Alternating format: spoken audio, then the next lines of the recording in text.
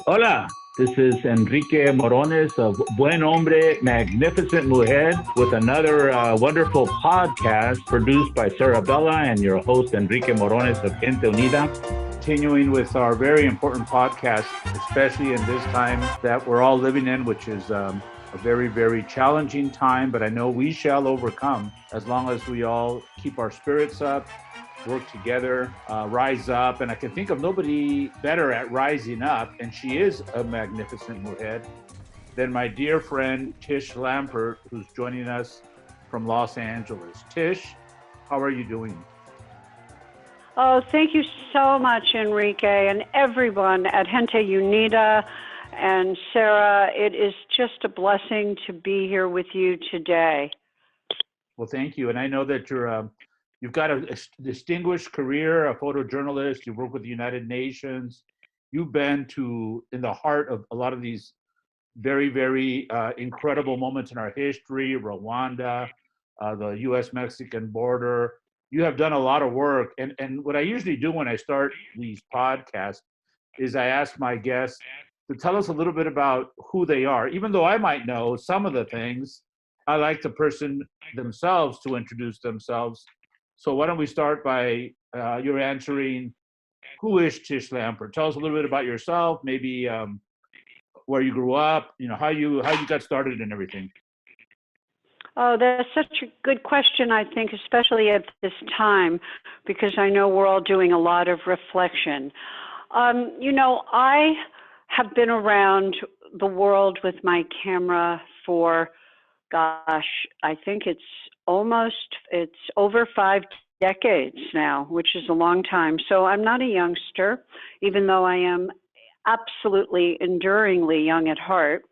I first began the work and the focus that I have with all of my work, both photographically and writing, I'd say at the end of the 60s, during a time where I felt I was impacted by political events going on in the United States, having been raised and born and brought up in New York City as a third generation New Yorker to a very prominent family. I was brought up actually, kind of sequestered from what I would say is a way to experience life for those that are struggling. I was brought up the opposite of that. I went to an all-girls school, and of course I look back on that now with, tremendous interest in how that impacted me. Great education, but so not prepared for the world. And I was brought up elite. And so when the world started to implode as a part of the peace and love generation, I felt not only was I inspired to leave my neck of the woods, but I actually felt a certain responsibility now to begin to tell the story, pardon me, of those who were struggling, who were meeting the challenges of daily life, depending on what side of the political spectrum people were on. So for me, it was right after Martin Luther King was assassinated. I first got my camera in 1968. And the first time I remember bringing my camera with me without any full sense of what I was doing with it, because I was 18, was when I went to hear George Wallace at Madison Square Garden. And it was an eye-opening experience because what I found was such segregation outside the arena. I found this almost intent to create hardship and perhaps unjust conditions for those that were peacefully responding to having George Wallace in their city. So it was a spectrum of groups. And what I saw really compelled me right then and there to pick up my camera and create work with it that would then drive me throughout my life as a narrative photographer, to tell the stories of those who perhaps may not have their stories told. So let me go and jump forward a bit to the 70s and my time in England, when I covered a multitude of humanitarian issues there. And one of the things that I felt very inspired by was to find stories that, again, no one was telling. So in London, I was, in my usual beat of being a freelance photographer, mainly covering rock and roll in the 70s. One of the things that happened was I kept noticing families being forced off their land in the M1, M4 roadway area that they were going to be making the first throughways out of London. And they were forcing these farmers and these families off their ancestral land and putting them in dole housing. So that was my first large narrative story. And from there, I want to jump ahead to returning to the United States and my work in Los Angeles, which covered a multitude of issues, everything from how we were saving our mountains in those days. I lived in the Santa Monica Mountains, so I was part of a group that was documenting widespread landowners and developers and trying to completely destroy my backyard because I was living on a ranch at the time. But then more importantly, I think my heart, my soul would always return to those who were struggling. So it wasn't unusual for me to find that I was looking to document my good friends, Matabu and Mzizi Kunene's efforts to create the end of apartheid in South Africa. They had been greatly affected by just widespread imprisonment and execution by members of their family and people that, of course, were in South Africa at that time. And they began house gatherings to create a way to network, to all work together. I started photographing some of those gatherings on a small scale. And then I want to just perhaps spread my net a little further to include that because I was living in the Santa Monica Mountains near Malibu, we were very aware of the origin and the beginnings of Cesar Chavez's movement to create a farm workers union, which for me started a bit in my backyard with the protests against buying grapes commercially, and also, of course, when Martin Sheen began his day laborer union for workers who would come across to work for the day, had no protections, including making sure they were getting paid. So I began to cover all of those issues. And then after that period of time, my lens turned to the indigenous community. And I then started working with Norman Patrick Brown in the Navajo Nation and created art programs for youth there, and also at the same time the parallel of the upheaval that was going on in the Navajo reservation with a lot of violence and protests, etc. We were there intermittently, but I found myself very compelled to try to at least bring that story back to some of our cities in the United States or throughout the West, that's for sure. I want to say, Enrique, that perhaps there have been times in my life when I have been quite reminded of the responsibility of witnessing history through the lens of a camera, being the only person there. That has happened to me on several occasions. And I want to perhaps conclude your question with a few visual perceptions here. I've been arrested 3 times politically. One was just one of these bizarre experiences, but it was in 1967 when I first left the United States. I was actually taking my high school trip out of the country for the first time with a friend. And as we were in the plane about to land in Athens, Greece, we were told the country had fallen into a coup d'etat. And we were young and completely without any guidance.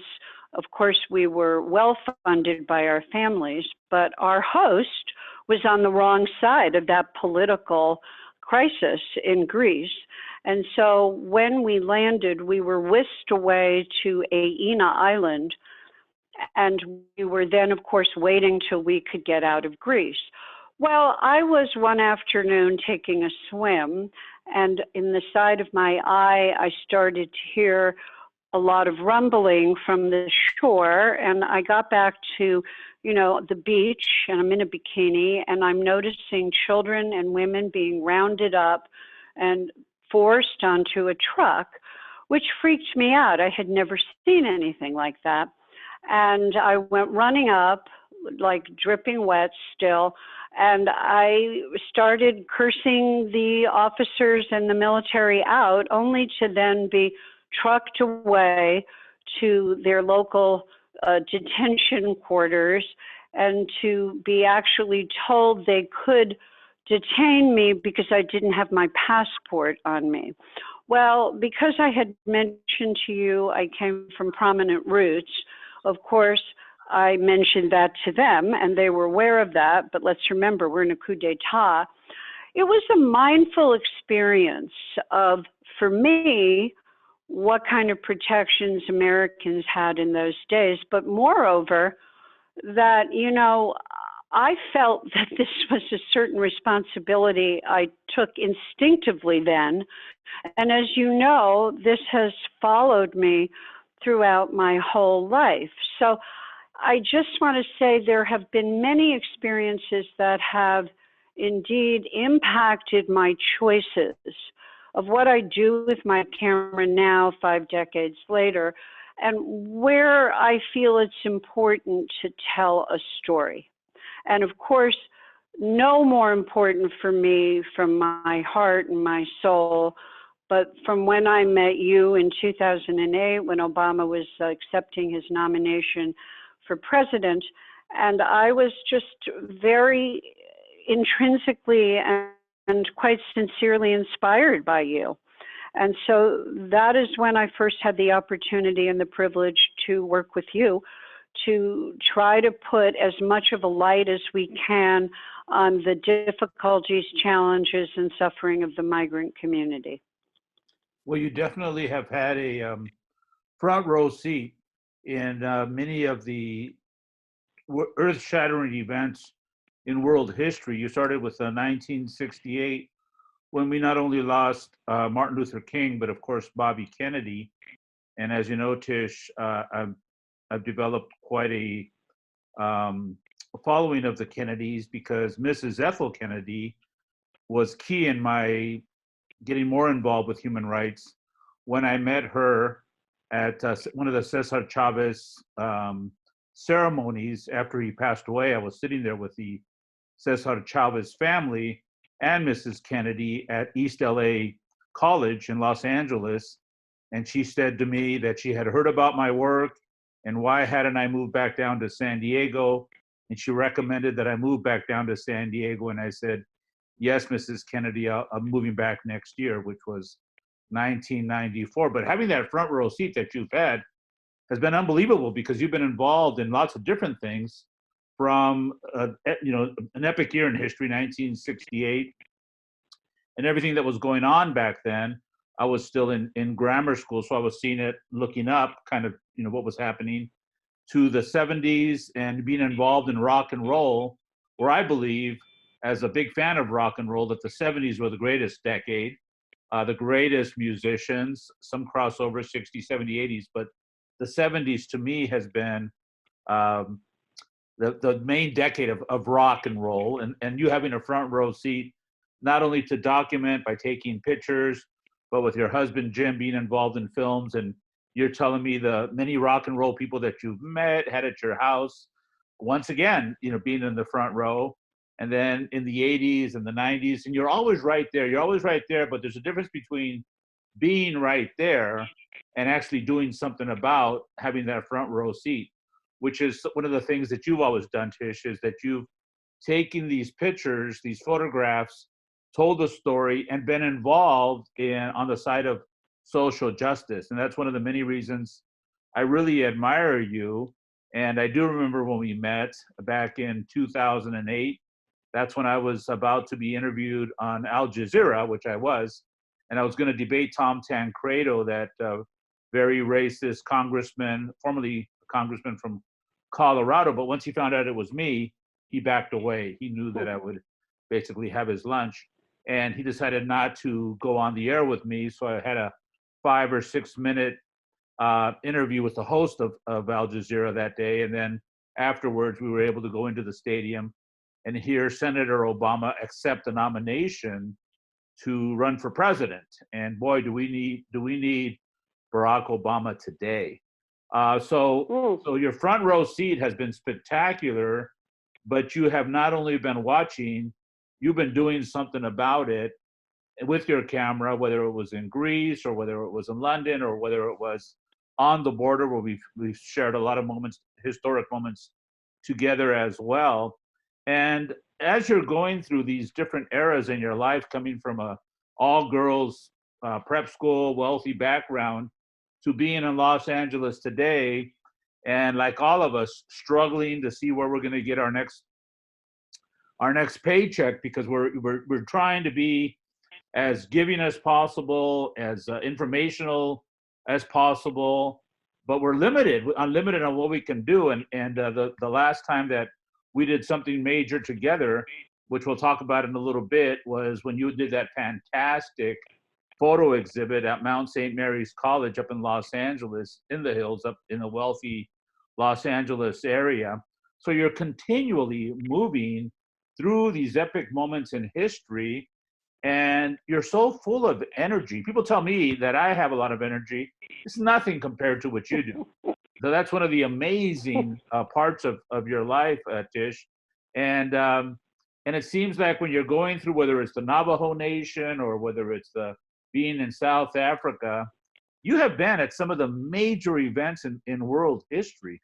And I don't know how it is that you arrive there and then it happens, or it just happened and then you show up, but you're always at the right place at a key time, and you're always doing something about it. So I just want to recognize that and tell you that's why I love you and I admire you so much, because you're right there. You are a magnificent mujer. So as a magnificent mujer, what's your secret? Well, I want to just pick up a couple of things that you said, because I think right now at this time, this is such a nurturing opportunity for us. So let me go back to Ethel Kennedy and the Kennedys, and how you were asked, you were called, actually.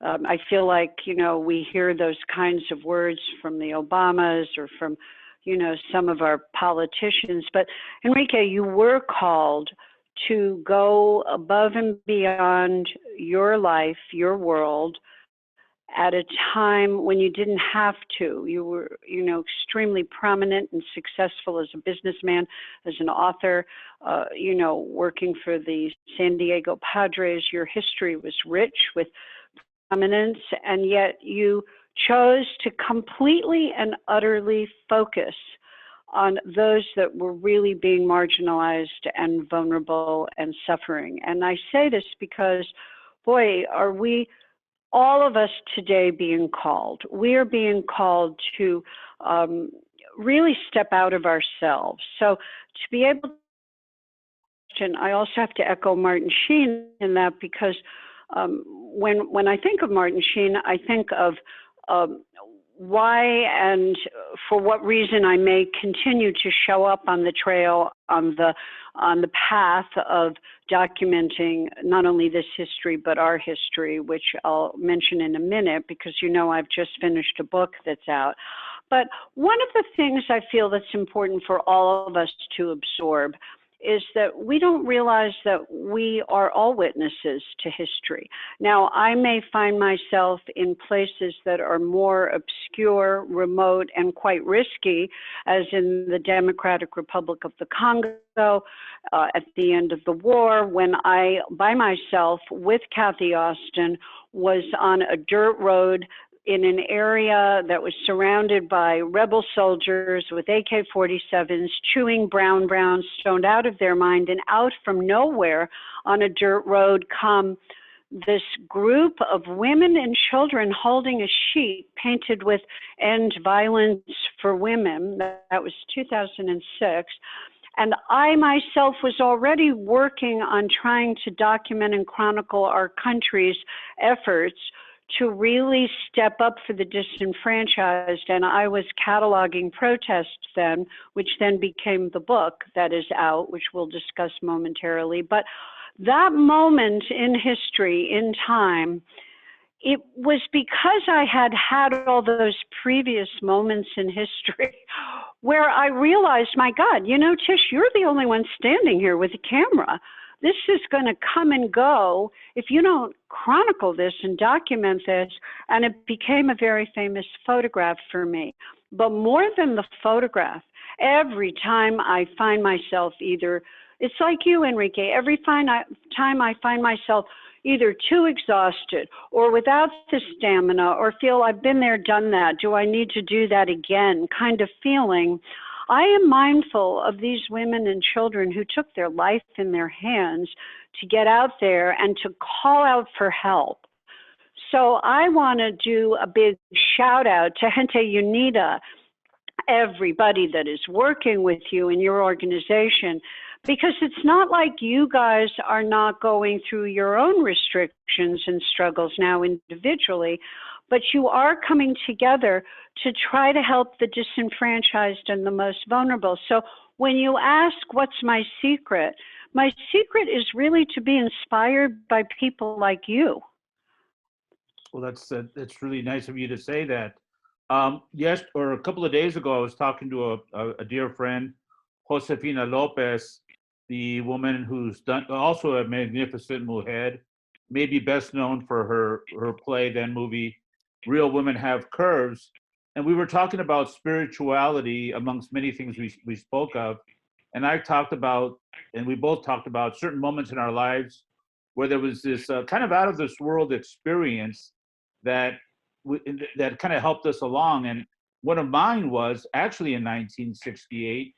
I was in grammar school. I was at my parents' house, and we were sleeping in a different bedroom because my grandparents were there. So my older brother and I were sleeping in another room. And right next to me was a bumper sticker that my father had given me. And it was a sticker of Robert Kennedy's campaign. And I remember that I woke up in the middle of the night and I had a weird feeling, and I saw the sticker, and it was dark. So I don't know how I was able to see these shadows, but I saw some shadows there that made me feel very uncomfortable. So I called out my brother's name, and finally I looked over at him, and he woke up, and I said, something happened to Robert Kennedy. And he said, you're dreaming, you know, nothing happened. And then the next morning was when we found out that he had been assassinated at the Ambassador Hotel in Los Angeles. Well, that was one of many experiences that I've had in my life. And then later on, Ethel Kennedy has become a big part of my life. And I've met Rory, her youngest daughter, who does documentaries. Not too long ago, I met Congressman Kennedy, who was here in San Diego. So these moments that are kind of out of this world experiences have continued to play a big part in my life. And one of them was when you invited me to go speak at a church in Los Angeles where Cesar Chavez used to organize, and you said, yeah, Martin Sheen's going to show up. He's interested in hearing what you have to say. And I got to admit, I was doubtful. I thought, yeah, right, Martin Sheen. So just as I was about to start speaking, who walks in the door? Martin Sheen. So these spiritual moments that have taken place and these people coming into our lives, I don't believe any of them are coincidences. I've always believed there's other powers that come into play. And you've had these huge moments, like you said, this car or this group of women that came by you with a sign that says "End Violence for Women." It wasn't a coincidence. You were meant to be there.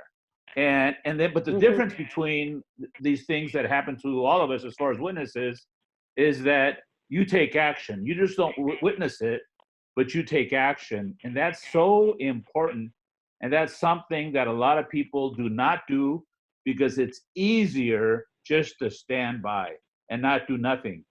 But you don't stand by. You do something about these various issues, whether it's with your camera, whether it's with your book that you just wrote, whether it's by your actions, your activism, being, like, for example, when we met at Angel's Restaurant, just outside of the stadium in Denver where Senator Obama was about to accept the nomination for president. I don't believe in coincidences, and that's why we are witnesses to world history, and you have taken not only the moment, but done something with each one of these moments to make a better world for all of us. Wow. Well, that is such a, first of all, let me say, I think our work is just about to begin, if you want to know the truth. And I want to tell everybody, I have a book that premiered and launched worldwide. And my first excitement upon selling my book, Rizzoli published this book, We Protest, Fighting for What We Believe in, was, I'm so absolutely mind blown. They're publishing the book worldwide. So let's just look at what that is for all of us who are artists and authors and playwrights and humanitarian leaders like yourself with organizations that are just calibrating themselves at a time now when everyone is just pulling back and they just can't support but themselves. So we have all of the nonprofits, we have the artists, we have the historians, we have the thinkers, we have the people like Sarah, who works with you, who is an extraordinary imaginator, who creates events to help. We have artists who, like Sarah's mom, we have artists like all the artists that work with Gente Unida and have worked with you, and the work that I just did up at Mount St. Mary's University, who really are now in a very serious struggle. And I'm bringing this up to say that we are once again being called. We are once again perhaps not allowed to sit on the sidelines. I think sometimes when you're in a historic moment and you have the adrenaline of being there, for example, I have been in conflict zones. I went and photographed the Soldier of Fortune convention in the 90s, where suddenly in front of me they let out 300,000 rounds of firepower. I completely lost my hearing, but I had to photograph it because I had never seen anything like this. So you're either at a time like this when you could be with your camera photographing the world coming out against the war in Iraq, or you could be with your camera photographing the door of hope that Enrique Morones created based on his support from people like Ethel Kennedy and Betty Ford and all of those that have helped you figure out a way to get people who were deported to come together again. If you're there with your camera, you aren't ever going to think, I'm going to sit back by the sidelines. So now we're at a time we're in our most, I think, worldwide, most important moments. So I realized my book comes out worldwide, and of course the world is shuttered. And what does that look like? And what's intrinsic and what's spiritual and what's powerful is here you are, Enrique, calling me as an author of a book that's sidelined or preempted by COVID-19, giving me a chance to really celebrate my life and my work for everyone who's going to listen to this. What a blessing and what a gift from you and from the people you work with. So I just have to say to all of you, certainly I would love all of you to be aware if you have, extra dollars to spend, maybe one of you buy the book and share it, but my book is available on Amazon. And I think you can get a deal if you buy it, because everybody's looking to promote all the authors from the spring books this year. I'm not the only one that is struggling with a book out, and people, of course, are not thinking about incidental purchases, because as all of us, we need to be thinking of how to come together and help. And it's like you had mentioned, we are at this time cumulatively. Our voices really are coming together to help each other. So my prime hope, my biggest gesture of connectivity today is to reach out to everyone to say, please reach out to Gente Unida, go to their website, please tell them, what do you need? And also please help them supply that need to the undocumented community and to the migrant children who are stranded in Tijuana in these shelters right now, who have nothing.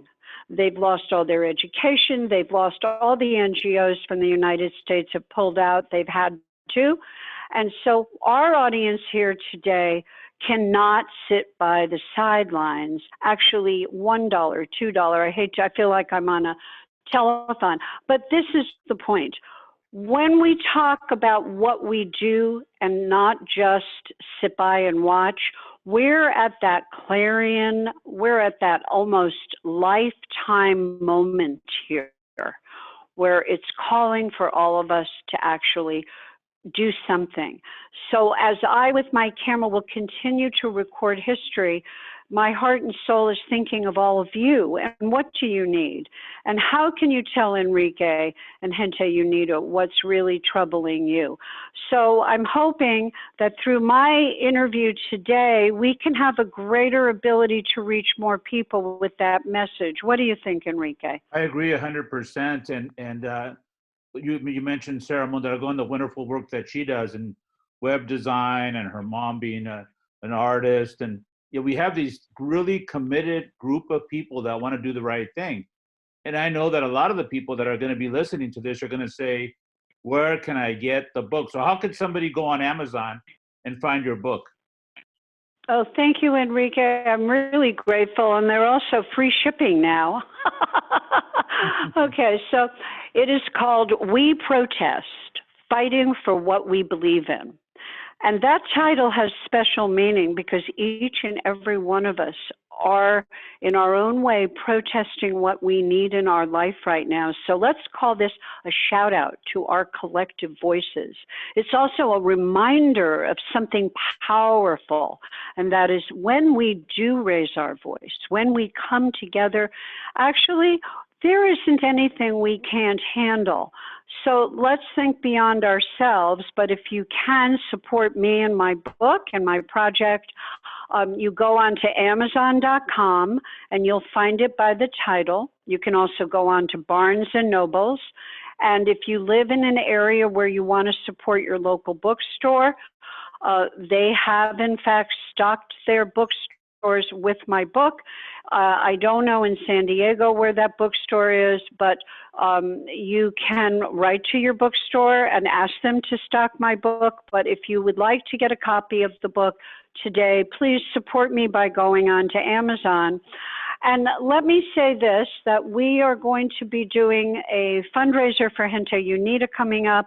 Maybe Sarah could help us understand a little bit about how all of the artists and authors and contributors are going to do something to donate, so that when you either buy art virtually online or buy my book online, or whatever you can do to join our effort to support Gente Unida, so they can, in fact, do what Enrique does best, which is to look at the void in his community and throughout communities that are struggling and suffering, and provide instant help. I saw you do that during the multiple caravans last year and the year before since Trump has been president.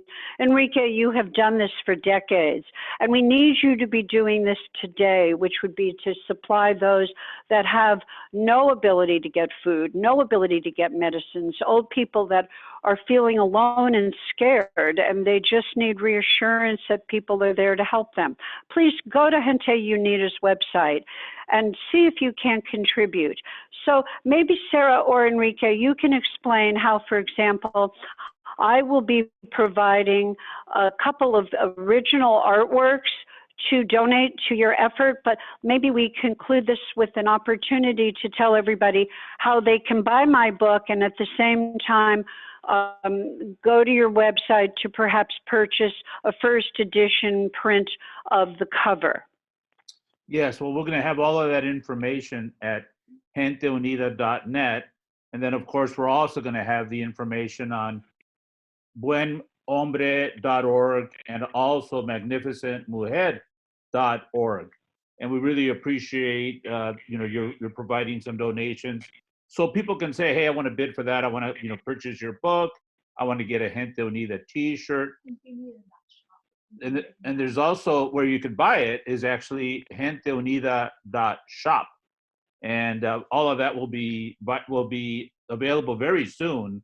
But before we conclude, because I could talk to you all day, because you've done so many amazing things and you continue to do so. When you mentioned the Door of Hope, some people might not know what that is, but that's when I was able to get 6 times the door between San Diego and Tijuana at that horrible wall at a place called Friendship Park. I was able to get the authorities to open the door, even though it was only for a few minutes, and children could hug their deported parents or grandparents, sometimes for the first time in their lives, sometimes for the last time in their lives. And we really need those hugs now, although we got to keep the social distance. That's why your book, your podcast, this podcast are more important than ever. Tell us about your podcast, because you have interviewed some fantastic people on your podcast. For example, Jonathan Yost, a good friend of mine who tragically passed away last year. But he's an example of doing the right thing for the right reasons.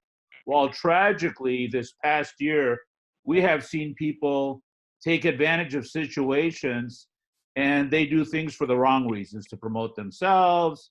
They have been opportunists, and I don't want to talk about individuals or anything like that because I want to keep this positive.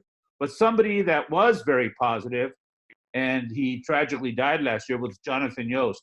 And we need more people like Jonathan Yost, like Hugo Castro, like Andrea Rincon, like Tish Lampert, like Sarah Mondragon. We need more people like that are positive people and are doing positive things in spite of the egos and the other people that are more interested in money and self adoration. We need people that are really willing to help and they're giving their all, like Jonathan did. Well, I want to first of all thank you for mentioning Jonathan, who really was such an inspiration to me. And I want to ask everyone to please go to America Speaks with Tish Lampert. That's my podcast.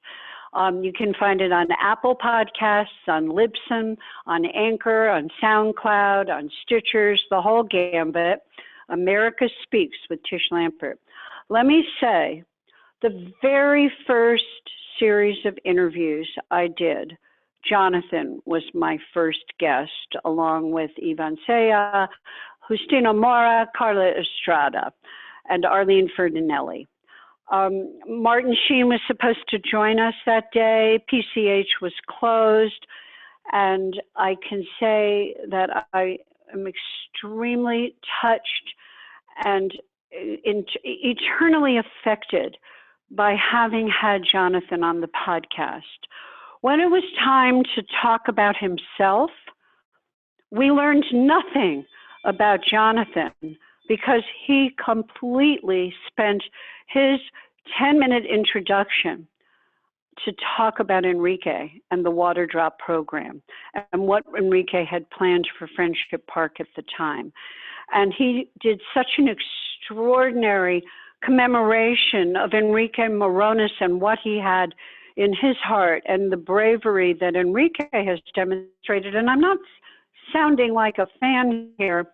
You can actually go to The Immigrant Narrative Must Change, which is the title of the episode with Jonathan Yost. It's our third or fourth episode, because as we started to roll out our episodes, then I was very privileged to be able to go with Justina Mora and Carla Estrada to Martin Sheen's home to record what would have been the first discussion.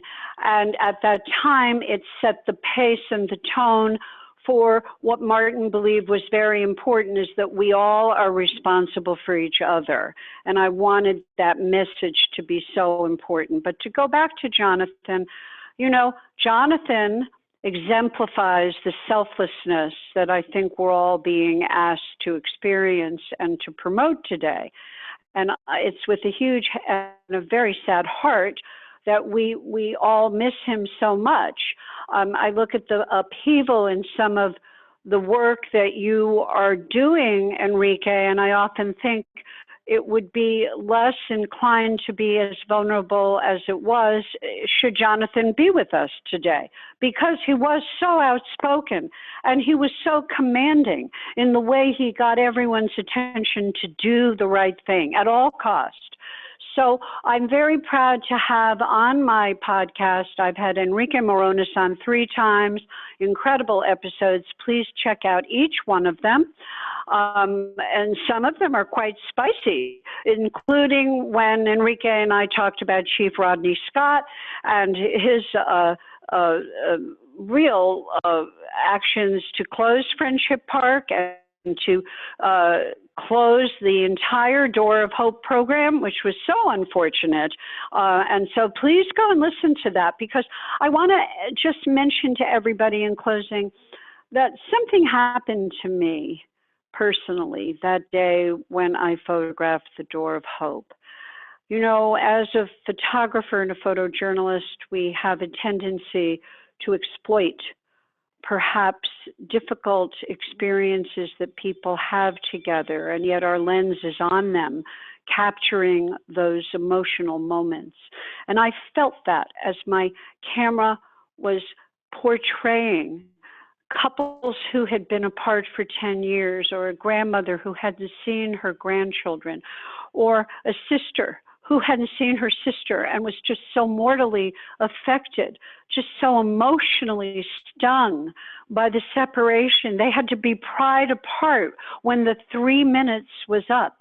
And then knowing that each of these 12 families only had 3 minutes to be together. What would that look like? Why 3 minutes? And my camera kept cataloging this and kept covering it. And yet each time I thought to myself, am I the only one where my face was literally dripping wet with tears? Not because, you know, I was rushing or trying to get every moment from a self-interest, but because I was part of everyone's emotion that day. It was so strong. I want us all to just close our eyes and to visualize that, because we are really capable of great things as a humanitarian society today. We not only will get through this illness, but I think we are also, all of us, truly coming together in a way that really is quite reflective to all of us who experienced that day during the Door of Hope, where there wasn't one person who was different from another. Does that make sense to you, Enrique? It does, and I guarantee we will have that Door of Hope open again, because we will have a new administration, and we need to get out there and vote this November. This, without a doubt, will be the most important election in our entire lives. And that's why it's so important to be aware, to have your eyes wide open, to take action, to realize that there's people out there with bad intentions and people with good intentions. Because these types of situations that we're living in right now bring out the best and the worst of people. And you, Tish, are the best. And if you could just remind us once again, how do we get that book? Because I'm still waiting for my copy. It was such a shame that after launching the book at Mount St. Mary's College, then the virus came. You and I are supposed to be in New Jersey right now promoting your On the book, stage. but we can't travel. We can't travel and so forth. But people right now, we got to look at the opportunities we have. We have an opportunity now to read more, to become closer to our families, you and Jim and your family and so forth, being closer together.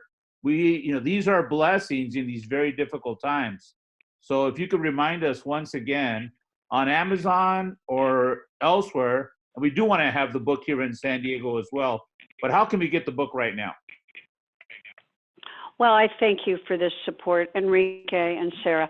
I want to say that we could, all of us, if you go onto Amazon.com, it's called We Protest, Fighting for What We Believe In. And we can remember that. We protest, fighting for what we believe in on Amazon. You can also go to Barnes & Nobles. You can even go to Target, actually, because they really did a worldwide net of the book because the publisher believes in it. Rizzoli Books published it. If you want it in Spanish, you can order it in Spanish, I believe. It is available in a multitude of countries. It is available in Mexico, in Spain. But, look, people right now are fighting for their lives in some of those countries as we are here. I think what I would like to echo is it will actually inspire you and those who are feeling good, who want to be a part of the solution. What it also does is it reminds you of our fight together, because the book is written in a narrative that at the very end of the book is the greatest protest of all, and that is your right to vote. And my book actually begins with the most, I'd say, eye-opening experience I've had, which was, and I have photographed a lot of inaugurations, but I photographed Donald Trump's inauguration where everybody who was there was in tears because it was alarming, but I think it was a premonition of what was to come. The book begins there, but it's about you. He's not the focus of this book. This book is about your activism. In fact, let me say to everybody, if you protested for anything in the past 4 years, you could very well be in my book if you live in any major city in this country. I've been there, I've photographed you. You're in this book. And then, of course, it does conclude with voting. And what I would like is please write to me at americaspeakspodcast@gmail.com. or go to my website, www.tishlampert.org, or reach out to Enrique at genteunida.net. Let us know what you think about my book. Comments will be placed, and we could begin a virtual conversation. And then also, I want to just say that when Enrique says voting is more important than ever, please, everybody, stay tuned, because Gente Unida is alive and vigorously planning how they can come to you to help your community get out the vote. So I look forward to supporting that in the weeks and months to come. That's right, Tish. And we also have the book I wrote, The Power of One, the Border Angel story. That's also available on Amazon and genteunida.shop, where you can also get Gente Unida t-shirts. And we got to talk about having your book available with us as well, because we want people to be active, because love is an action, not just a word. And that's why I really appreciate you, Tish, in your lifetime of being not only in the front row, but being involved in making change. And we have the podcast, we have buenhombre.org, we have magnificentmujer.org, we have genteunida.net, the website, and then, of course, genteunida.shop. And Tish, I really want to thank you for your lifetime of being in the front row, of your lifetime of dedication to being on the correct side of justice. And we have a long journey ahead still. I know that we're not spring chickens, but we have a lot of life to live still. And this difficult time, like you said at the beginning, I think is an opportunity. It's very challenging. And we can't forget that two of the people we mentioned at the beginning, Martin Luther King and Cesar Chavez, their first activism was actually registering people to vote. A lot of people don't know that, but that's how they started their activism.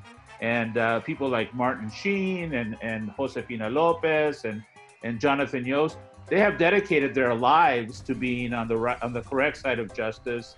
And some people have given it all, like Jonathan, like Robert F. Kennedy, John F. Kennedy, Martin Luther King, Cesar Chavez.